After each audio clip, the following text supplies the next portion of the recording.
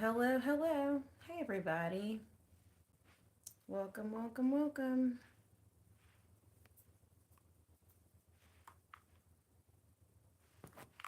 We're going to get started with Genesis chapter 41.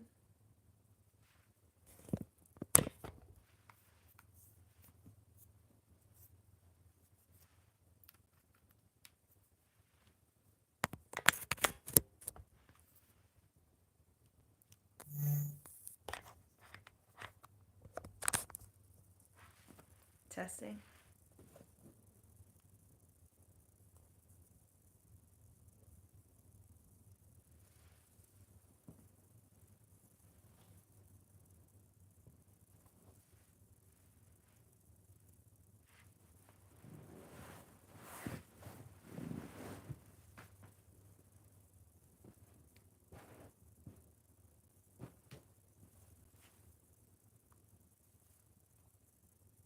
Testing.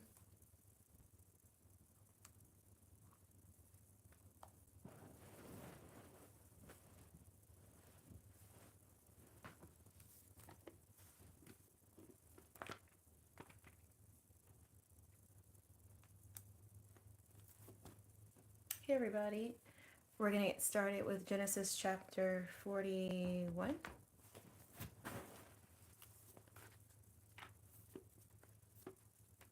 We are picking up with Joseph in his dreams.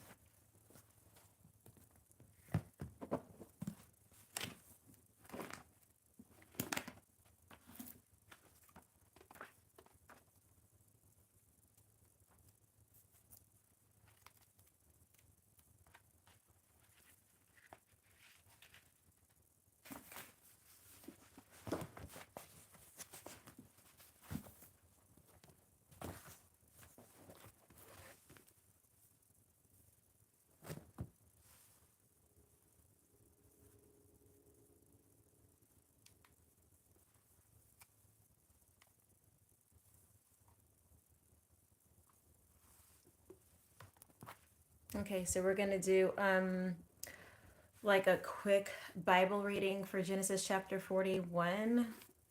Welcome, everybody. That's a cute name. Pizza Face. I would like some pizza. Welcome, everybody. Welcome. Happy Tuesday. Welcome. Welcome, everybody. If you guys have any questions, go ahead and pop them in the chat. And then we wind down, I'll go ahead and start with my Bible reading. So, life with the dogs. Okay. You guys have epic names today. I just want to say thank you, Marcus. Thank you. Thank you. Welcome, everybody. How to not be sick for a week. Ooh, wow. Is that your question? How to not be sick for a week? I would say sleep well, the basic things. Sleep well, eat healthy. When I say eat healthy, I mean eating natural food, like not shopping on the like center aisles of the store, but shopping on the periphery where you have like fresh fruits and vegetables, water, um, no high fructose corn syrup, nothing like with tons of sugar. Like, yeah, sleep and rest. That's basically how you do it. Mostly the body's gonna just kind of heal itself if you just kind of let it do what it wants to do with healthy food and good sleep. It'll do what it needs to do. That's why I love the human body. What's my favorite part of the Bible? I probably would. I'm gonna say it's a hard one. Book of Revelation, Book of Daniel. Um, I have to put those together. Yeah, I would say Book of Daniel, Book of Revelation. Yeah, those are my two favorites. Yeah.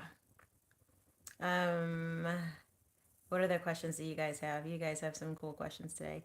How do I study hard without sleeping?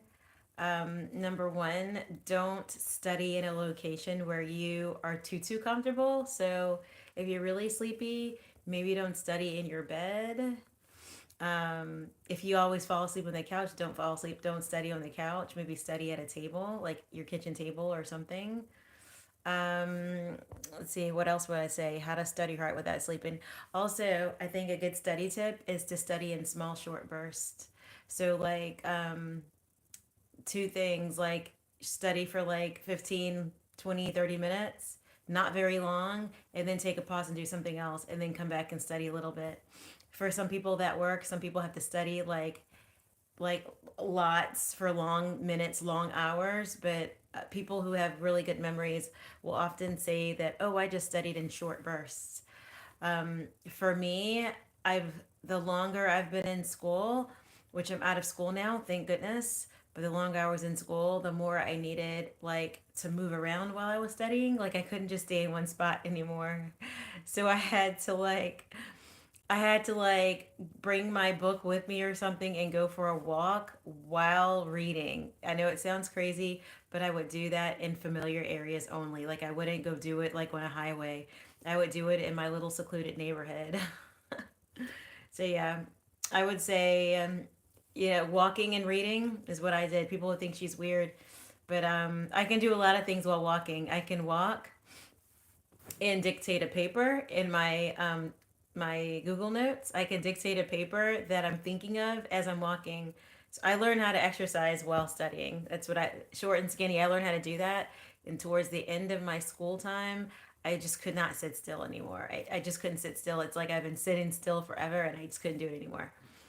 So yeah. So yeah, if you have questions, pop them in the chat. I'll take your questions. But yeah, always learning. Things are always changing. Um, Life with the dogs. I don't think it'll make it. I don't think I will make it to eighth grade. Well, here's what I'll say about that. Um, Try not to think that way. Try not to think out loud like that. Anything is possible. Say if it's really difficult, you can like acknowledge it's difficult, but then say, despite the difficulty, I should be able to make it to eighth grade despite the difficulty. You know what I mean? Like, try to speak the good thing into existence because words have power, aka what Mr. Is that Melchizedek? Oh my gosh. Melchizedek, is that Melchizedek? Anyways, yeah, words have power.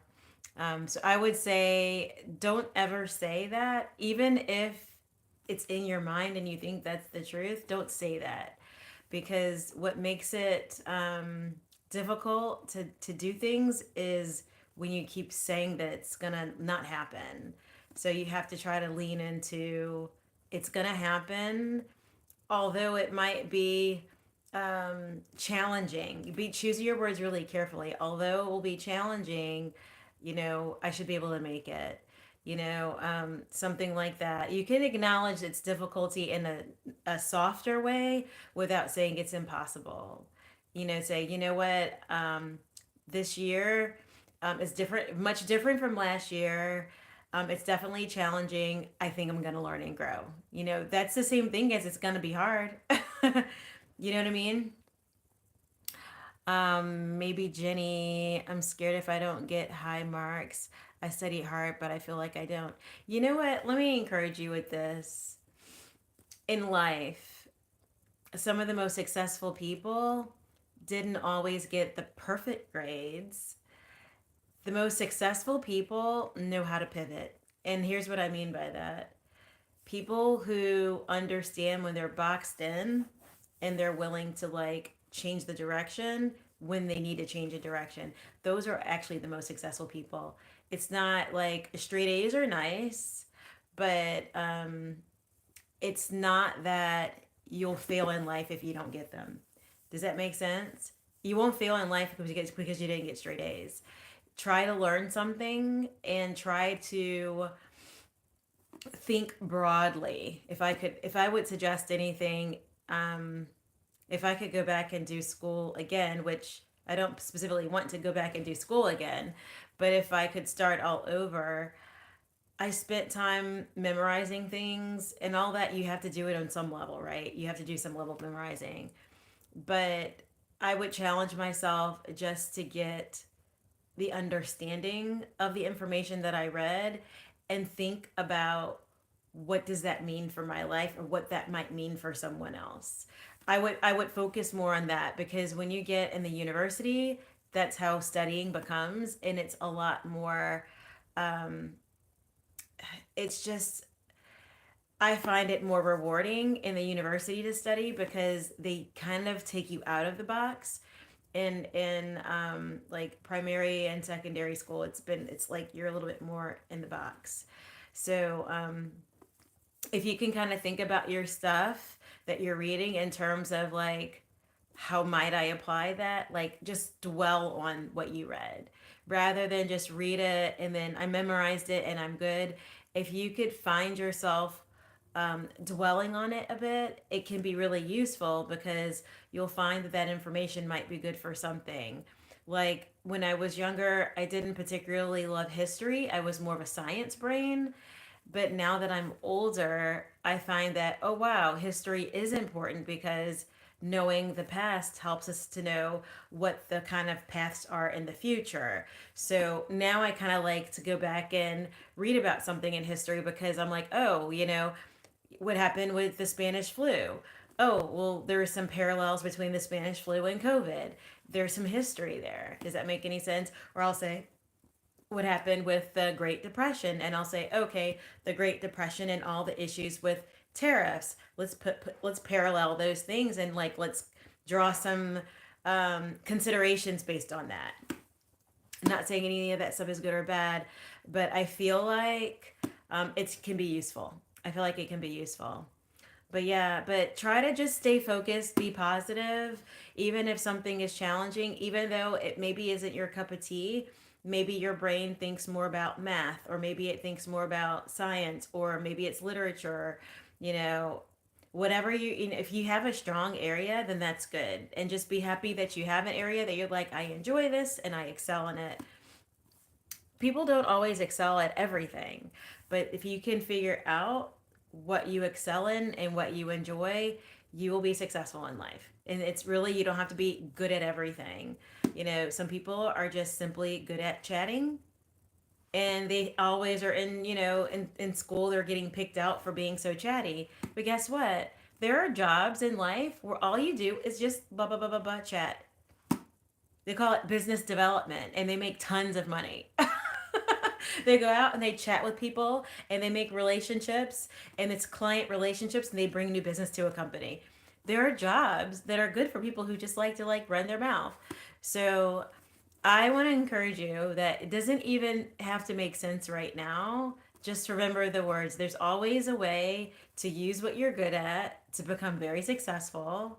And wherever you're struggling in life, it's not about being perfect. Drop the being perfect out of your head and think about in life, when you're far past out of school, the people who win in life are not the ones who are striving to be perfect, but the ones who understood when to change their pathway when it was at a like critical time. I call that the pivot. If you can pivot in life, you're going to win. That's what I would say about that. You're going to win in life if you can pivot.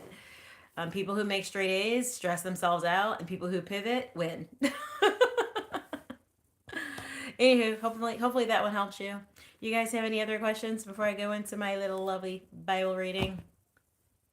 Let me know. Let me know. Let me know. Um, you have a problem with math? How much I tried to read it. I still don't understand it. Yeah, I had a problem with math. I had a problem with math too, but look at me. I did just fine. I did just fine. I had my own house, had my own car, had my own job. I ended up doing just fine. It's perfectly okay if you struggle in math. Nowadays they have tutors. They have tutors, they have all these things. I mean, they had tutors for me when I was younger, but I would just say rely on the tutors. There's all kinds of like different, like, because now there's homeschool, so there's probably going to be some good online math kinds of training. But just look and see if you can, like, find a tutor. Sometimes if money is tight, then maybe you can just kind of like hang out with a friend who's good in math and like ask them a few questions and it'll kind of bring you along the way. So wherever you're struggling, if it's that you struggle in fitness, then hang out with someone who's fit, and that you're going to automatically become more fit because they have that expertise. If you're struggling in math, go sit next to some friends who like, or make some friends. Just go sit there. Oh, hi, my name is so and so, just asking how you are. You find the people who know that thing and then make friends with them. That's what grown-ups do all the time. They like make friends with someone who can help them with things. And I know that's like, for a lot of people, that's really what we call transactional, but that's what people do all the time to make it. And they make friends where you're weak, they're strong, and vice versa. The quiet people are generally going to be nicer. If you're struggling to make friends, it's the quiet people aren't going to like attack you or be very mean because they're just too shy to say something nasty. So you see someone kind of quiet, that's the one you talk to, and just say, "Hi, my name is so and so," and just make some casual chit chat. "Oh, I like to do these Nintendo games or these kind of video games. What do you like to do?" Or, "Oh, I thought the little puppy over there was pretty cool. What do you think about it?" you know but it makes you feel any better. I don't have a lot of friends either, so it's okay. We can all hang out online and not have a lot of friends. So guess what time it is, y'all? Time for Bible. I'm from New Orleans and I live in Atlanta, Georgia. That's where I'm from New Orleans. I live in Atlanta. Welcome, guys. Hey, guys, be sure to subscribe. Hit the subscribe button for me, will you, really quick? We're going to do Genesis chapter 41. It's about Joseph and his dreams. So I actually like it. We did chapter 40 yesterday and it was pretty neat. But today is chapter 41. So we'll read. You guys ready? Get my little light. Gotta get my little night light.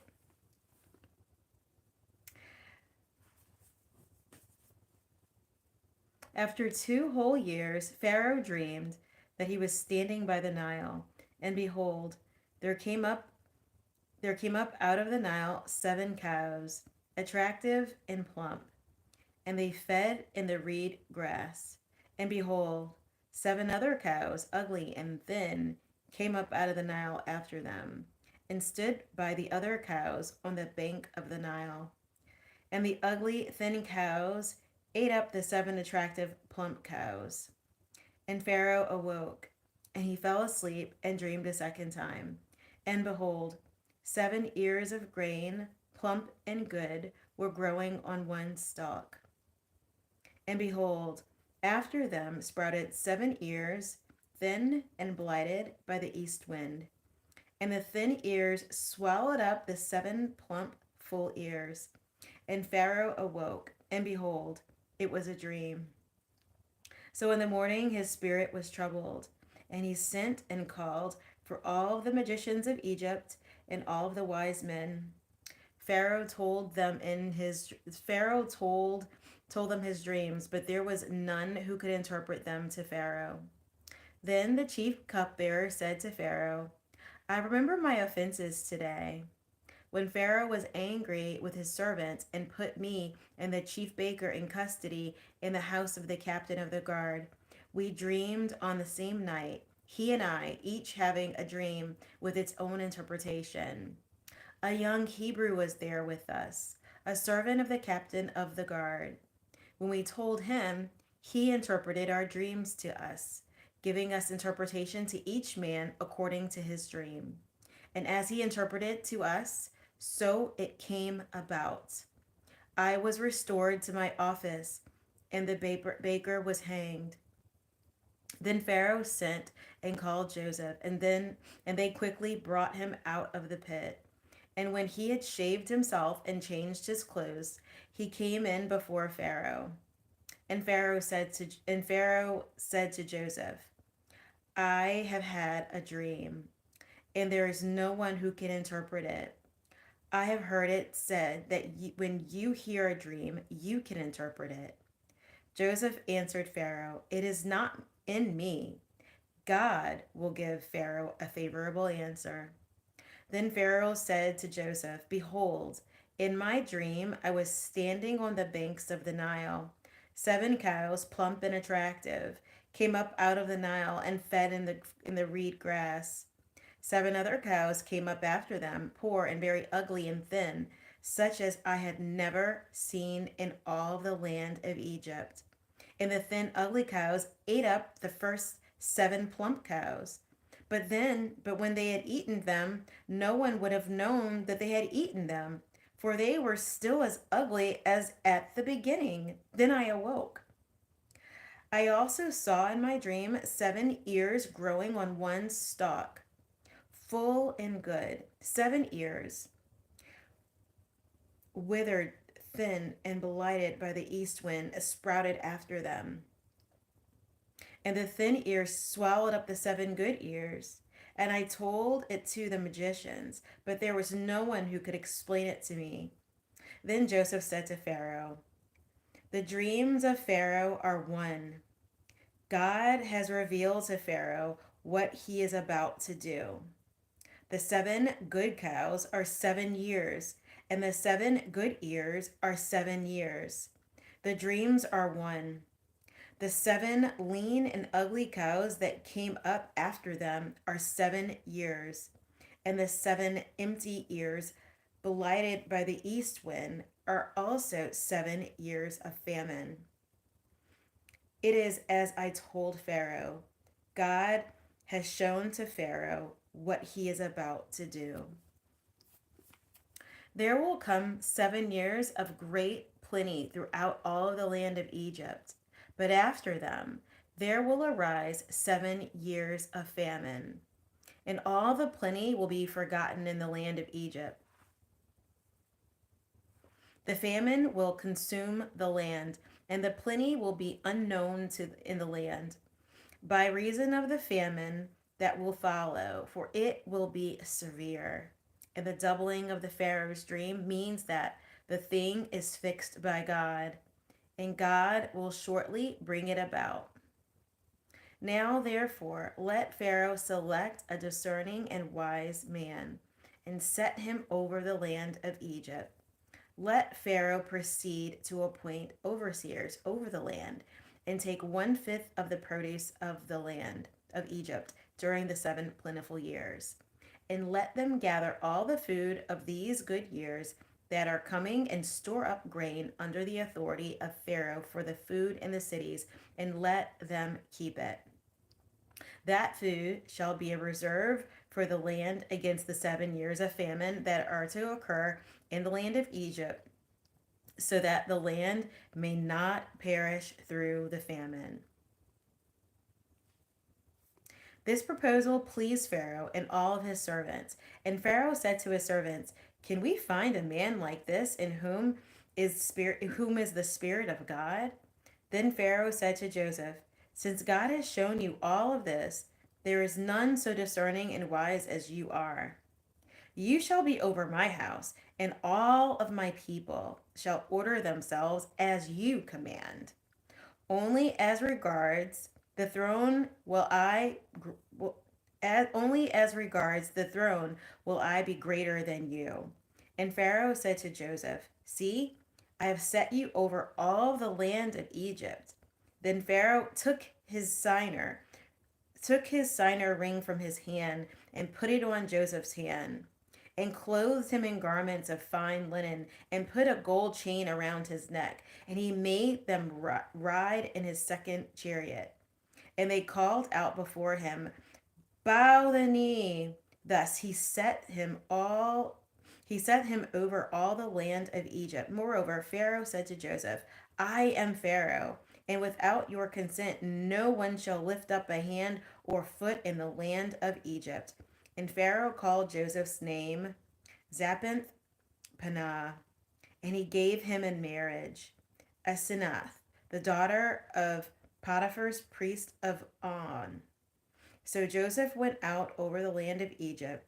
Joseph was 30 years old when he entered the service of Pharaoh, king of Egypt. And Joseph went out from the presence of Pharaoh and went through all the land of Egypt. During the 7 plentiful years, the earth produced abundantly.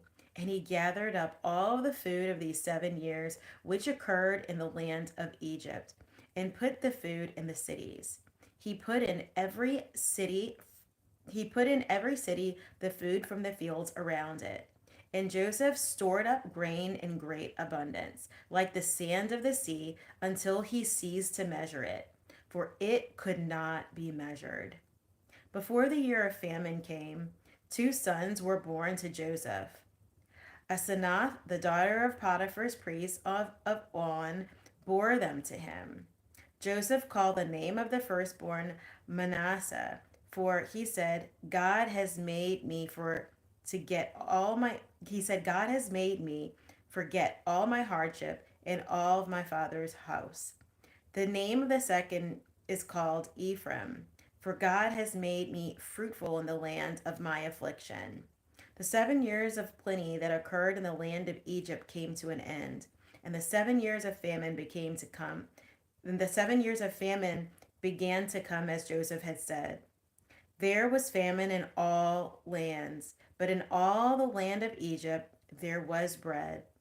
When all the land of Egypt was famished, the people cried to Pharaoh for bread. Pharaoh said to all the Egyptians, go to Joseph. What he says you do, do. So when the famine had spread all over the land, Joseph opened all the storehouses and sold to the Egyptians, for the famine was severe in the land of Egypt. Moreover, all the earth came to Egypt to Joseph to buy grain because the famine was severe all over all the earth. So, wow, this was a cool one because we see Joseph was blessed with the ability to interpret dreams. And although Joseph had been through such a difficult time recently with being accused of assault, being placed in jail, being snatched and placed in slavery by his brothers over jealousy, even though all of those things had happened, it's like Joseph was still able to use his gift for good and create some structure around the land of Egypt such that the people in Egypt, although famine did come, they were able to do okay, and it even helped people all around the surrounding cities. I'm going to do a quick reading from our lovely Creation and Blessings. It gives a nice little interpretation of um, Genesis chapter 41. But let me know if you guys have any questions before I get into that. Go ahead and pop them in the chat if you guys have any questions. Also, be sure to subscribe. Hit the subscribe button. That's always good. It doesn't cost you a thing to subscribe. Welcome, welcome, everybody. So we're doing Genesis chapter 41. It is all about Joseph and his dream interpretations. So that's all good stuff. So go ahead and hit the subscribe button. Go ahead and hit the like button. Be sure to subscribe. Victory Life Podcast 7603. Alrighty. So we're on to reading the supplemental text here, which I happen to really love. It gives a little bit more of a description, so I'm going to read that. When God elevated Joseph to power in fulfillment of the dreams, he again used dreams in order to confirm the work he was about to do. If the ruler of Egypt had the dreams and obtained their interpretation through God's servant, then he would know for sure that God was sovereignly controlling his land and that Joseph was God's spokesperson. Had the prisoners mentioned Joseph earlier, the ruler might have ignored them. At this time, however, the ruler was dependent upon Joseph. This chapter forms a turning point in Joseph's story, for it tells how Joseph came to power. The story of Joseph began with the brothers' disbelief that Joseph should rule over them. Genesis chapter 37. And in the end, the fulfillment of the dream was disclosed to them. Chapter 45. At the center of that development is this account of Joseph's coming to power in Egypt. When Joseph stood before Pharaoh, the favor of God on him and the destiny of God for him came into sharpest focus. At the center of this dramatic moment, the dialogue confirms the work of God. Joseph explained that it was all for good. Joseph explained that it was all for the good of Egypt, and Pharaoh acknowledged God's power at work in Joseph. This chapter has several similarities to the account of Daniel, as well as well as the extra biblical story of Ahikar. 4 points of contact may be identified. The Hebrew slave in the biblical text is summoned before the king to resolve the problem of the interpretation of the dream. The king explains the problem that has eluded the wise men of the court. By the help of God, the Hebrew slave interprets the dream. The king elevates the Hebrew in reward for the resolution of the problem. For both Joseph and Daniel, the events took place while they were in bondage in a foreign land. In both cases, the dreams that the rulers received demonstrated that God was controlling the destiny of those lands, and that they and their wise men were unable to do anything other than submit to the counsel of the Hebrew interpreter, in whom the wisdom of the Spirit of God resided.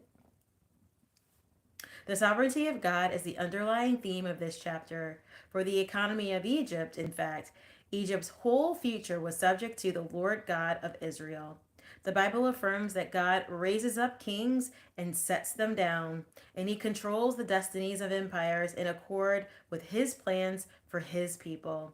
In this instance, he controlled Egypt's life source, for God had determined that his wise servant would be the means of delivering Egypt.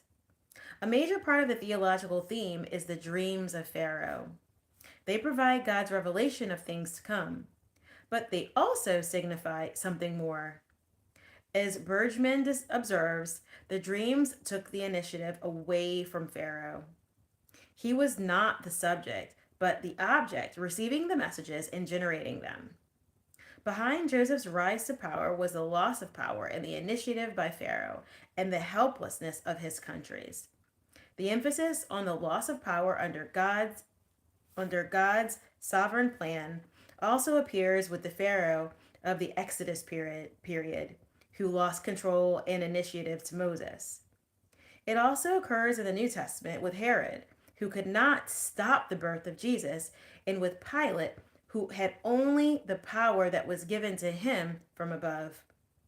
To his credit, the Pharaoh before whom Joseph stood did not resist the revelation from the living God, but recognized that God was the source of wisdom. Because this ruler wisely submitted to the more powerful sovereign, his lands were spared. In addition to this grand theme, we have a short note at the end of the chapter about the births of Manasseh and Ephraim. Westerman states the point succinctly. The two names expressing the praise of God are a witness that the great statesman in Egypt remains bound to the God of his fathers. This example would be instructive for Israel in bondage or captivity because God was sovereign over the nations. Israel can and must remain true to her heritage. The chapter effectively employs repetition of motifs found in the surrounding context as well as this chapter itself. It records the king had two dreams, verse 1 through 7, and that the courtiers failed to interpret them, verse 8. Then, in verse 9 through 13, it reports how the cupbearer recalled the events of chapter 40, thereby forming a literary connection to the preceding chapter. It then includes the king's telling of the dream for the second time in the chapter verse 17 through 24. It breaks the pattern by telling that in this time he received the proper interpretation, verse 25 through 32, along with the wise counsel, verse 33 through 36. The chapter closes with Joseph's elevation to power and his blessing from God, 37 through 57.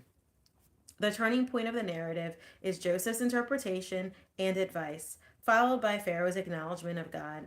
The reader is immediately impressed that God was sovereignly controlling both the interpretation of the revelatory dream and the response to it. After Joseph faithfully interpreted the two dreams of Pharaoh, God elevated Joseph to power and demonstrated his sovereignty in controlling the economic life of Egypt as he worked to accomplish his will for Israel through Joseph's preparation for the years of famine. In the outline of this chapter, Pharaoh had two dreams that greatly troubled him and could find no wise man to interpret them. Pharaoh dreamed two consecutive dreams. His first dream was of seven thin cows eating seven healthy ones. His second dream was of seven scorched ears of grain swallowing seven good ears. Pharaoh was greatly troubled and could not find a wise man to interpret for him. After the cupbearer remembered Joseph's abilities and told Pharaoh about them, Joseph interpreted the dreams of Pharaoh, explaining that interpretations came from God, and then advised Pharaoh regarding what he should do. The cupbearer remembered Joseph and related to Pharaoh what had happened in the prison. Pharaoh sent for Joseph from the dungeon in order to have him interpret his dreams. Pharaoh summoned Joseph to the court. Pharaoh explained that he had heard Joseph could interpret dreams, but Joseph explained that it was God who did it. Pharaoh told his dreams to Joseph. Joseph interpreted the dreams of Pharaoh. The two dreams were one message concerning God's future actions in Egypt. The seven good cows and ears represented 7 years of abundance in Egypt. The seven thin cows and ears represented 7 years of severe famine in Egypt. The fulfillment was certain and imminent. Joseph advised Pharaoh regarding how to plan for the famine. Pharaoh should appoint one wise man as an overseer to store up the grain. The grain should be reserved for the famine.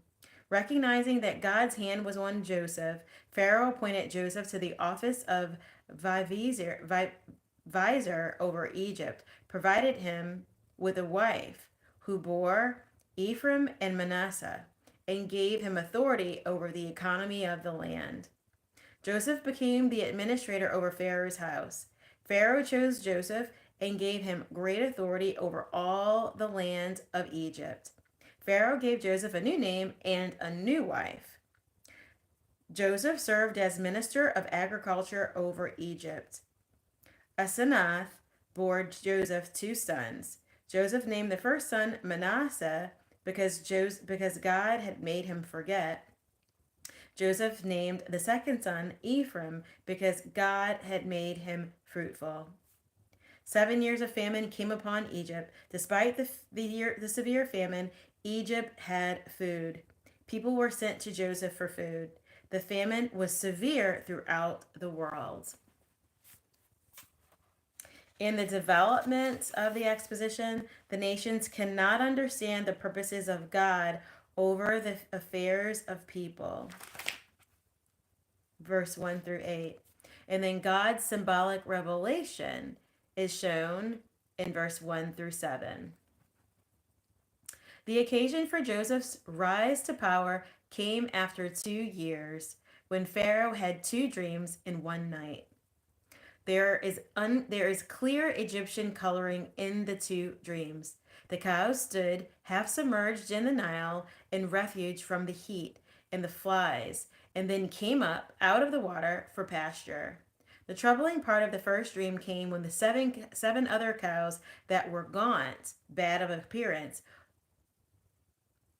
as opposed to, bad of appearance and lean, thin of flesh, came up after them and devoured them. Here was the beginning of the symbolic revelation of God's control over the life and death cycle of Egypt. The second dream carried a similarly disturbing theme. 7 ears of a stalk, plump and good,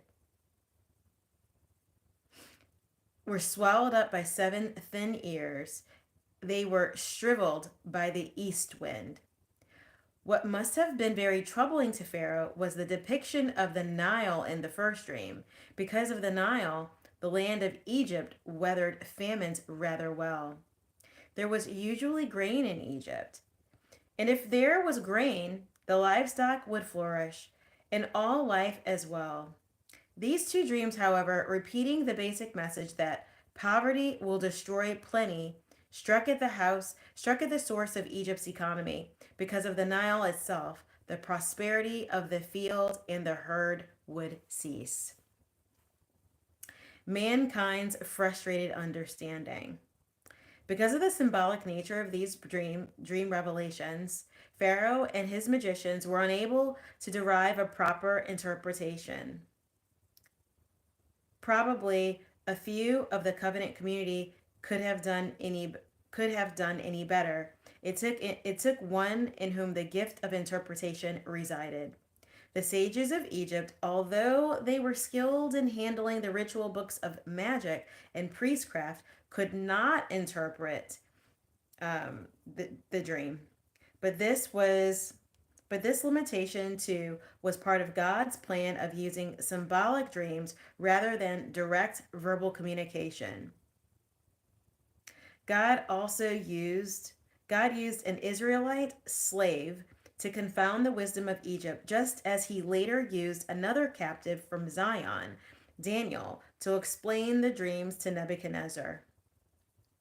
God employed such communication to show that no matter how powerful and prosperous these nations were on the face of the earth, they were still subject to his sovereign control. God uses his people to explain to the nations the revelation of the divine plan for the world. The consulting of God's servant. Bringing Joseph to his hour took two steps in the narrative: the remembrance by the cupbearer and Pharaoh's decision to summon Joseph. In Pharaoh's disturbance over the symbolic revelation, only one avenue was open to him for the meeting: the servant of the Lord. The experience of his dreams caused the cupbearer to recall his faults that brought him into Joseph's care in the prison. Verse 9 through 13 then records the cupbearer's report of what happened in chapter 40. Central to the report to the Pharaoh is the cupbearer's statement, and he interpreted for us our dreams. To each man according to his dreams did he interpret. And it happened just as he had interpreted. And it happened just as he interpreted for us. Here was the missing element of the understanding of the dreams by Pharaoh. He now apparently could find an interpreter. Joseph was thus summoned to stand before the king. But when Joseph was confronted with the evidence about his abilities, I have heard say of you that you can understand a dream to interpret it. Joseph immediately corrected Pharaoh with regard to the true source of the meaning. He disclaimed any innate ability, saying that God would answer Pharaoh with peace. This conviction was reiterated after Pharaoh recounted the dreams to him, because it was obvious to Joseph that God was declaring what he was going to do. This emphasis on the Lord God would have been remarkable in the courts of Pharaoh, for in Egypt, Pharaoh was a god himself, but not like this God of the Hebrews. Beno Jacob writes, the decisive element is the form which Joseph gives his interpretation and to which the commentators have given no attention. He uses the word God. Joseph began, God may give Pharaoh a favorable answer, and not I. He goes from the prison to the throne of the king, and this is his first word. This speech is as pious as it is frank. He who is aware of God is humble and fearless at the same time. Even a king is nothing compared to God. We are not told of Pharaoh's reaction to this. Then, after reporting his dreams, Joseph begins his interpretation with God and ends with God. He emphasizes this once more by twice using God in verse 32. The humility and faith of Joseph thus come through in the chapter because God had given Joseph this special gift and because God had singled out Joseph for this special interpreting ministry. It was Joseph's duty to give glory to God for the revelation and the meaning and to take none of the glory for himself. Those whom God calls to special service must make it a point to inform the unbelieving world that any success or ability that that they have comes from God. When they explain God's revelations to the world, they must confront the world with God. The servants are not greater than the master. The interpretation by God's servant. Verse 25 through 36. The interpretation section begins with a reiteration of the source of the dream and its meaning, God. The dreams were a communication to this god Pharaoh from the true God concerning what he was about to do in the earth. The 7 cows and 7 ears represent 7 years. The 7 years of plenty would thus be followed by 7 years of famine that would eat up the plenty. Of great importance is the statement by Joseph that the dreams coming in 2 forms meant that it was established by God and would quickly come about. This comment perhaps applies generally to the many things in the life of Joseph that were in pairs, including his own imprisonments.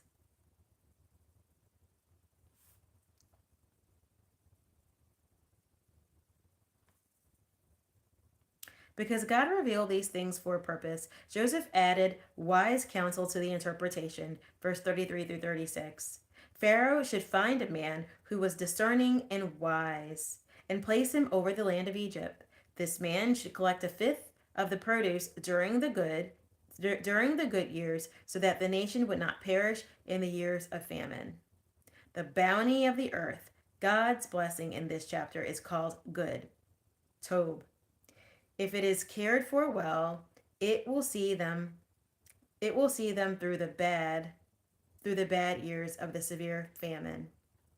This revelation was not only the means to get Joseph to power, it was also the means by which God would save Egypt and the world in the time of crisis, causing everyone to know that deliverance comes from God if people would believe the word from God and prepare accordingly. Wisdom literature advises that people should store up in times of plenty for times of need, which is just practical living. But here, the entire event was part of God's way of making himself known to the world. Because of the dreams and because of their clear interpretation, Pharaoh and his courtiers were convinced that it would happen. Believers who recognize that the success of their service is part of God's sovereign plan will not abandon their faith when they find success. The reward of God's servant. The last part of the chapter builds to the climax, starting with Joseph's meteoric rise to power in Egypt and concluding with a reminder of God's blessing and a report of Joseph's persevering faith. It would have been easy for a young man to be taken with his success and forget his spiritual heritage, but Joseph was the faithful servant of the Lord. The elevation to power began with Pharaoh's response, and the thing was good in the eyes of Pharaoh and his servants. Joseph's interpretation and his ascription of authority to his God were considered good by the court, as indeed they are. Pharaoh recognized, considered good by the court, as indeed they are. Pharaoh recognized immediately that this was the man to use, for the Spirit of God, Ruah Elohim, was in him. Verse 38. He could conclude only that since God had revealed all the interpretation to Joseph, there was none who was as discerning and wise, Nabon Wahakim, as Joseph. Pharaoh thus decreed that Joseph would be over all the affairs of Egypt. Only Pharaoh himself would be over him. Joseph had been faithful over what had been given to him to do, whether Potiphar's house or the house of prison. And so, God made him ruler over greater things. The house of Pharaoh. With the decree of Pharaoh, the dream of Joseph began to be realized. Now Egypt was under his control, and by the royal decree, everyone had to bow the knee as the chariots went past. Bow the knee is a homonym for the verb barak, bless, and although unrelated in this meaning, does provide an illusion by the sound of the words. To signify his new status, Pharaoh gave Joseph a new name, which has generally been interpreted to mean God speaks and lives. He also gave him a wife and a daughter of a priest of On. A novel was written in Philo's time entitled Joseph and Asenath, which include the account of the conversion of Joseph's wife to Yahwism. Whether factual or not, all that can be determined from this passage is that their children were given Hebrew names. The faithfulness of God's servant. The faithfulness of Joseph is reiterated in the closing verses of this account. He was now ruler over all of the land of Egypt, second only to Pharaoh. The land produced abundant crops for 7 years, just as Joseph had predicted. In spite of his success and status, he did not forsake his heritage. He gave his sons Hebrew names. The first child born to Joseph was named Manasseh. He explained this name by saying, God has made me forget my toil in my father's house.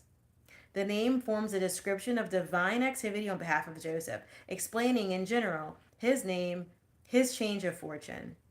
The name itself is in the form of a PL participle, suggesting that the meaning he who brings into forgetfulness. Noth says the name is the kind that would suggest compensation for misfortune or bereavement at a time of birth which overcame the blow. The verb nasani may have been used instead of the normal nasani in Hebrew to provide a closer paranosmia with the name. The meaning of the name is an integral part of this section of this Joseph story.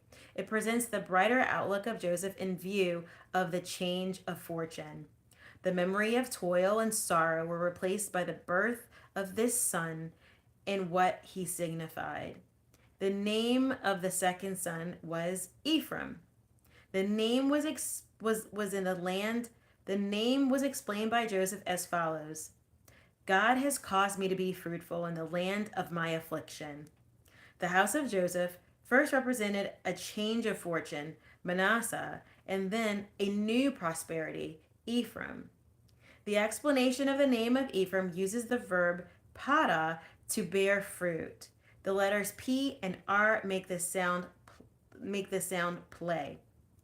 This idea of fruitfulness is also connected with Joseph's tradition in Genesis 30-2, which says that God had withheld the fruit of Rachel's womb, the fruit that eventually was Joseph. Genesis 49:22 announces that Joseph is a fruitful bah. Although there were different interpretations offered for the text of this verse, Deuteronomy 33:13-17 further develops the idea. Finally, Hosea writes about Ephraim, though he be fruitful, Yapri, his spring shall become dry. 13-15. Chapter 33, 13, 15. The biblical traditions thus link Para with Ephraim in the household of Joseph. There is slight difficulty in that the name is spelled with the dual ending, which usually indicates a place name. Delitzsch simply stated that the name meant double fruitfulness, and the dual being used in the superlative, since as an Egyptian,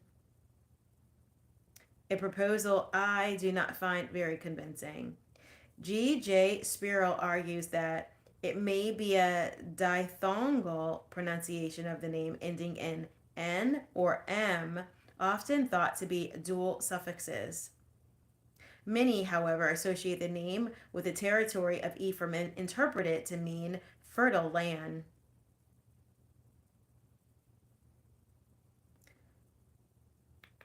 Les noms de lieux en ayim dans la Bible. The dual would then be an old locative suffix. Various other views have been offered for the name, relating it to such things as pasture land or embankment of earth, all with the idea that the tribal names was taken from the name of the territory in which the tribe settled. If the name Ephraim is related to the verb para, then its basic meaning is fruitfulness. The idea would also be possible as a description of the territory of Ephraim, and the form of the name Nawadul would lead us to understand it is a place name. But since it forms part of the Joseph story, it has another significance in Genesis. The name signifies that Joseph's fruitfulness, his prosperity and posterity, came by divine intervention. Because of this story, Para came to mind when one heard the name. The fact that such fruitfulness was part of the promise to be passed on to Ephraim underscores this thought.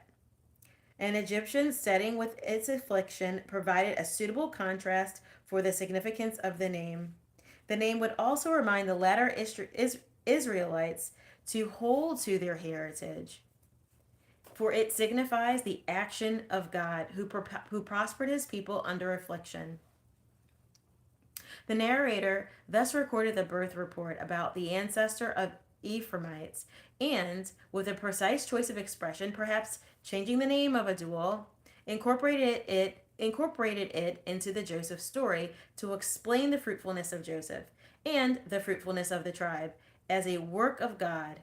In the tradition, Joseph used Hebrew names for his children that signified his faith in the Lord, as was strong as ever in spite of his suffering and in spite of his success. Joseph's wisdom also bore fruit in the land of Egypt, for the 7 years of plenty in the land came to an end, and the famine began. Everyone who came to Egypt to buy grain was sent to Joseph. In the exposition of this passage, 3 persons must be in view. God is in the prime mover of the events. Joseph is the faithful servant and the center of the narrative, and Pharaoh is the potential antagonist who becomes the quiescent agent of God's sovereignty. The unit as a whole teaches that God's sovereignty controls the destinies of nations to protect and provide for his covenant people. The working of the exposition idea would have to be modified to fit the particular emphasis of the expositions. In developing it, as I do, I stress that God controlled the economy of Egypt to bring Joseph to power and thereby prepare for the migration of Israel to Egypt. In conjunction with this theological worded idea, I would stress the faithfulness of Joseph, who serves as a model for the believer. Joseph knew God's revelation, boldly declared it to Pharaoh, and advised him to conform to what God was about to do. Here, then, it is the directive of applying this story to believers in other times. It must also be added that once Joseph was elevated to his position and responsibility, he continued to live in faith. In order to correlate these ideas with what the later scriptures teach on this topic, we must make the wording a bit more general. Dreams, a form of revelation, may not be given now. They are part of the diverse means that God used in the Old Testament. We now possess God's full revelation, which makes it clear that God controls the destinies of the nations for his purposes, and his purposes include the protection and provision of his people. Now, should the believer live in the light of this great truth, in great comfort, in bold faith to declare God's plans, and in responsible obedience to what he or she knows God's plan is. Just finished the reading from Creation and Blessing from Alan P. Ross. That was relating to Genesis chapter 41. And then we finished the Holy Bible, Genesis chapter 41. We'll be back with a little bit of talk for interpretation later. Bye, everybody.